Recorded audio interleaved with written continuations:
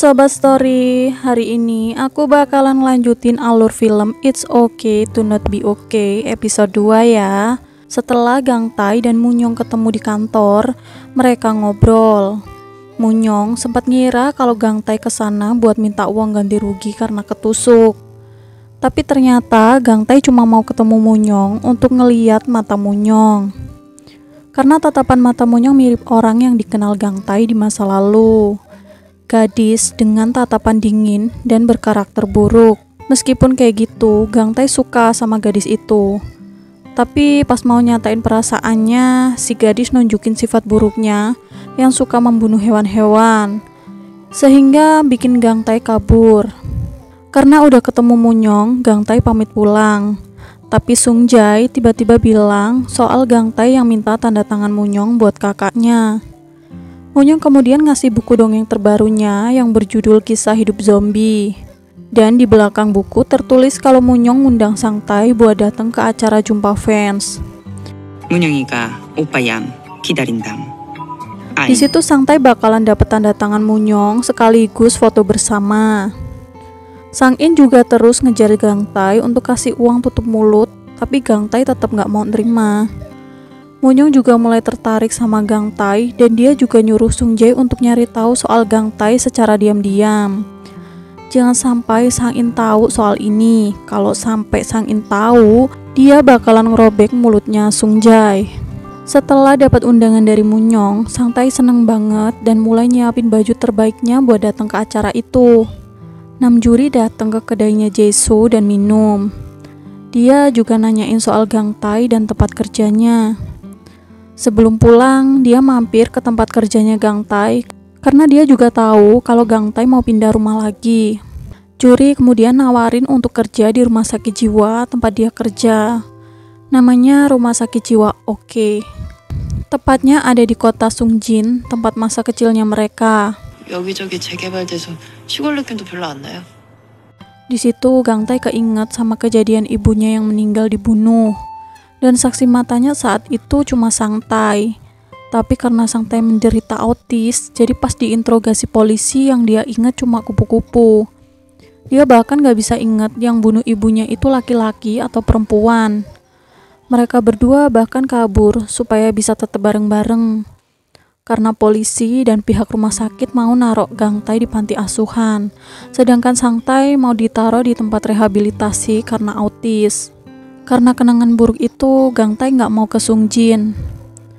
Sebelum pulang, juri nawarin kalau Gang Tai mau ke Sungjin, akan lebih baik kalau nggak usah repot-repot nyari tempat tinggal, karena di rumah juri banyak kamar kosong.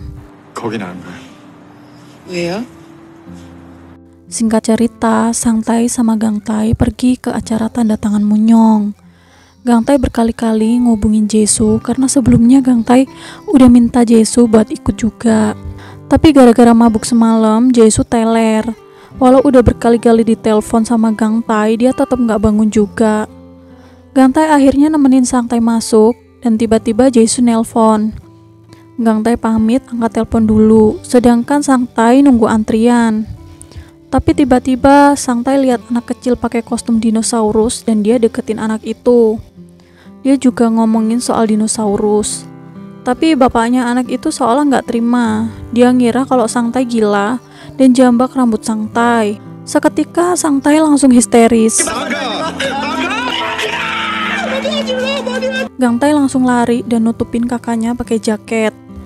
Munyong tiba-tiba turun dan nyuruh bapak itu minta maaf sama dia.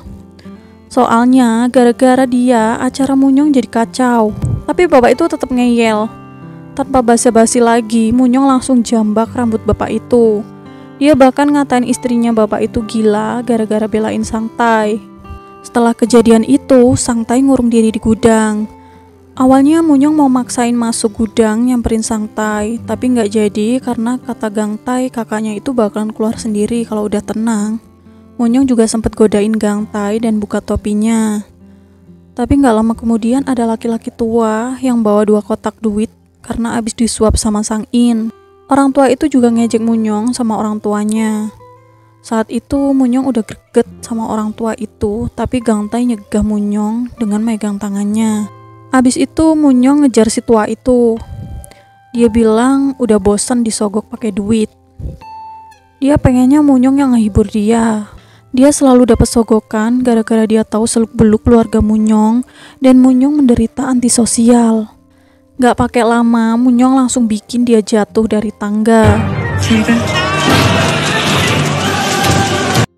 Munyong benar-benar emosi, tapi Gangtai berusaha nenangin dia dengan metode butterfly hook.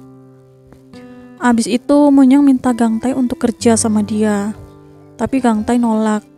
Karena setiap kali pisah sama pasien, perawat bakalan bilang jangan sampai mereka ketemu lagi. Meskipun ditawarin gaji besar, Gangtai tetap nolak. Gangtai malah nyuruh Munyong menghindar saat mulai ada masalah atau orang yang bikin dia emosi. Tapi Munyong kemudian jawab kalau Gangtai bukan menghindar, tapi dia kabur karena penakut. 도망치는 거겠지? 무서워서. Sang-in marah besar sama Munyong gara-gara masalah yang dibuatnya kali ini. Dia juga bingung mau nyelesain masalah ini karena semua wartawan udah ngeliput kejadiannya kan. Sang-tai sedih karena gak dapet tanda tangan Munyong. Tapi akhirnya kembali ceria karena dikasih hadiah buku dinosaurus sama Gangtai.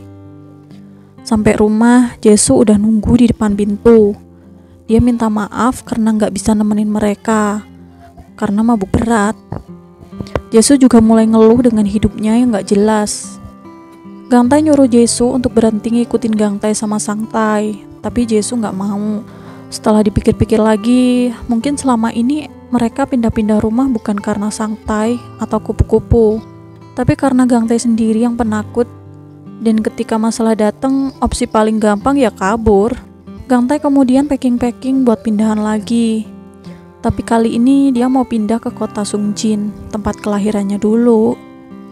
Pas diajakin, Sang-tai juga setuju. Gangtai juga langsung ngabarin 6 juri. Pagi-paginya, Sung-jae ngirimin riwayat hidup Gangtai. Dari situ Munyong tahu soal Gangtai. Munyong langsung cus pergi ke kota Sungjin. Munyong juga semakin yakin kalau Gangtai itu anak laki-laki yang dulu suka sama Munyong. Sedangkan Sang-in lagi dilanda kepedihan gara-gara video kekerasan yang dilakuin Munyong dan kata-kata kasarnya pas sesi acara tanda tangan waktu itu. Gara-gara itu kejelekan-kejelekan Munyong juga jadi kebongkar semua. Akibatnya novel terbarunya udah gak boleh dicetak lagi. Bahkan novel-novelnya yang lain juga diboikot. Apalagi Munyong gak tahu kemana dan gak bisa dihubungin. Sang-in mau bunuh diri, tapi kemudian Sung-jae ngasih tahu soal biodata Gangtai yang dia kirim ke Munyong. Sang-in jadi semakin kesel sama Sung-jae. Gangtai akhirnya nerima tawaran juri untuk kerja di rumah sakit jiwa Oke. Siang itu tiba-tiba hujan dan semua pasien masuk. Lampu lobi juga banyak yang mati. Munyong juga tahu kalau Gangtai kerja di rumah sakit jiwa Oke, dan dia kesana nyamperin Gangtai. 너 설마 보고 싶어서 왔지. Dan alur film It's Okay to Not Be Okay episode 2 pun telah selesai.